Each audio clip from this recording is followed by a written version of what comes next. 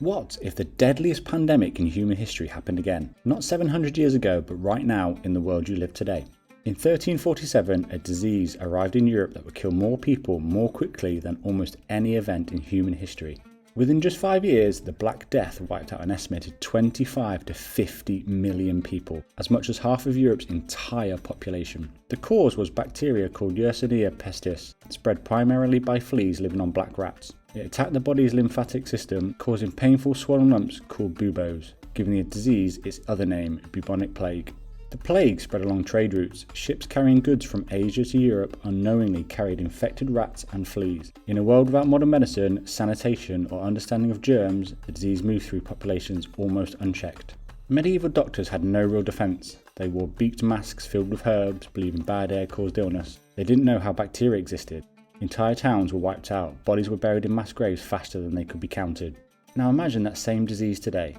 Modern global travel means a person can carry from one continent to another in under 24 hours. In the 14th century, the plague took years to spread across Europe. Today, a similarly virulent disease could reach every major city on Earth within days. But here's the critical difference. We're not defensive anymore. Yersinia pestis is treatable with modern antibiotics. If caught early, bubonic plague today has a survival rate of over 90%. The bacterium that once killed half a continent can now often be cured with a course of medication. The Black Death never actually disappeared. Small outbreaks of plague still occur every year, including parts of the United States, Africa and Asia. Typically, a few thousand cases worldwide, almost all successfully treated. Modern public health systems would also respond very differently. Contact tracing, quarantine protocols, rapid diagnostic testing and global disease monitoring networks like the WHO exist specifically to catch outbreaks before they spread uncontrolled, systems that simply didn't exist in the 1300s. The real modern danger isn't the plague itself, it's antibiotic resistance. Overuse of antibiotics has led to some bacteria evolving resistance to the very drugs that would have easily treated them. Scientists monitor Yersinia pestis closely for exactly this risk. If a resistant strain did emerge and spread through a dense, modern city before contamination measures kicked in, the results could still be severe.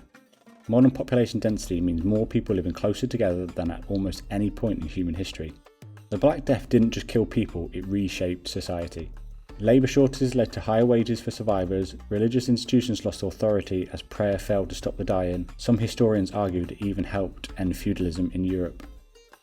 We got a glimpse of how modern world responds to pandemics with COVID-19, global lockdowns, rapid vaccination development and international cooperation, alongside real struggles with misinformation and unequal access to care. It showed both how far we've come and how much work still remains. The bacterium that once devastated half of Europe still exists today, but the world it would enter now, with antibiotics, science and global health systems, is almost unrecognisable from the one it conquered 700 years ago. The Black Death killed an estimated 50 million people with no cure, no understanding of bacteria and no way to stop it. Today, the same disease is treatable with a 2-week course of medication.